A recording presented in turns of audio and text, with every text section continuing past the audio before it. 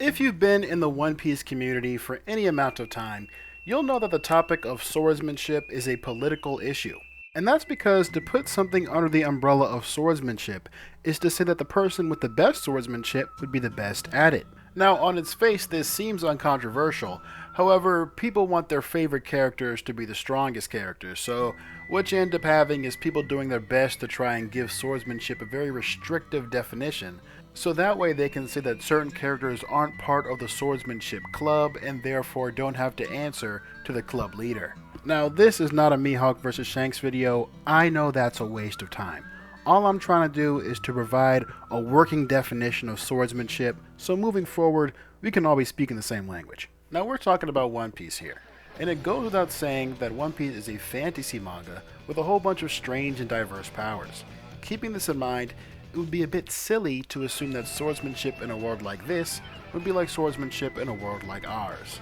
I mean, this is a world where creating tornadoes and conjuring flames both fall under the umbrella of swordsmanship so long as a sword is involved. So believe me when I tell you that we will not be talking about stances or footwork in this video.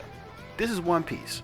Once you have internalized the fact that swordsmanship in One Piece is much different from swordsmanship in the real world, the rest of this video will be easy to digest. You see, because One Piece has so many varying styles of swordsmanship, it's kind of hard to have a consistent metric that compares actual levels of skill between characters. After all, just because you have more swords doesn't mean you are more skilled.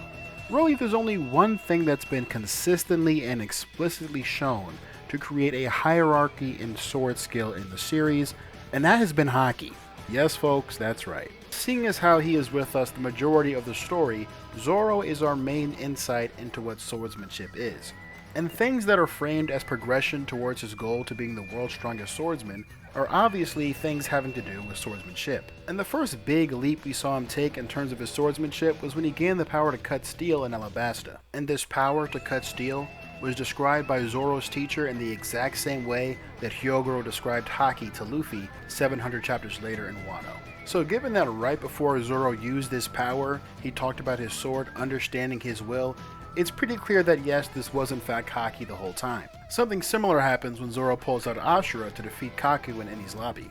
Ashura was created out of his will, and when he pulled it out against a Haki expert, we're told that it was in fact some manifestation of his Conqueror's Haki. When Zoro trains with Mihawk over the time skip, the only flashback we ever get is about Haki.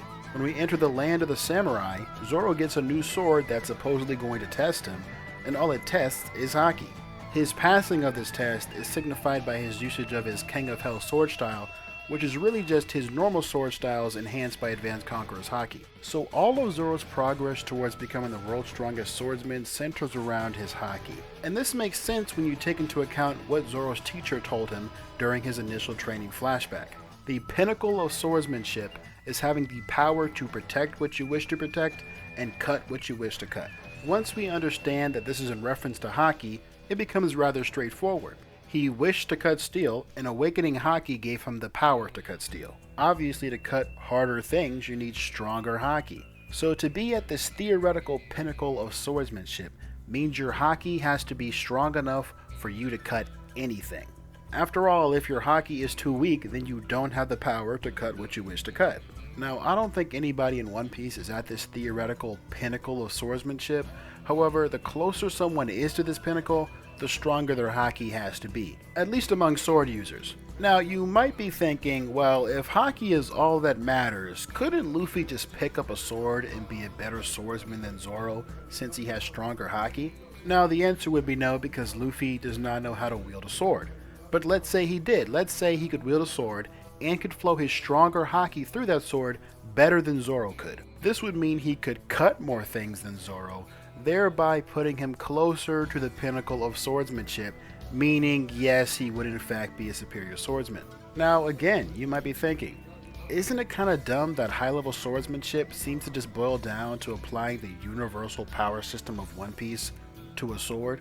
And I mostly agree with you, but again, this is not the real world. This is One Piece. In One Piece, people make tornadoes, and then other people make tornadoes with their swords, and it's considered swordsmanship.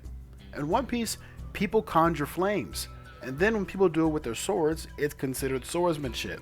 So when we see people use haki, it shouldn't really come as a huge surprise when people using haki on their swords is all of a sudden considered swordsmanship. It certainly makes the pursuit of the world's strongest swordsman title a bit less interesting, but it is what it is. Now, the elephant in the room, of course, is that once we accept haki is the main measuring stick for sword skill, we then have to accept that among those who use swords, the one with the best sword skill would have the best haki. And again, this is not a Mihawk versus Shanks video. I'm not saying Mihawk is stronger than Shanks. I'm just saying he has stronger haki than Shanks. And y'all's world's strongest creature said haki transcends all, and Roger used a sword too, so I don't know what to say. If there's anything you should take away from this video, it's that it doesn't matter whether or not a character calls themselves or is considered a swordsman. If they consistently use a sword, and another sword user is stated to have superior sword skills to them, it means they have better haki than them. Stronger haki means you can cut more, means you are closer to the pinnacle of swordsmanship. Pretty cut and dry. So sword skills matter quite a bit more than people think they do. If you disagree or think Shanks is magically the exception like he always is, let me know in the comments. If you enjoyed this video, please like and subscribe.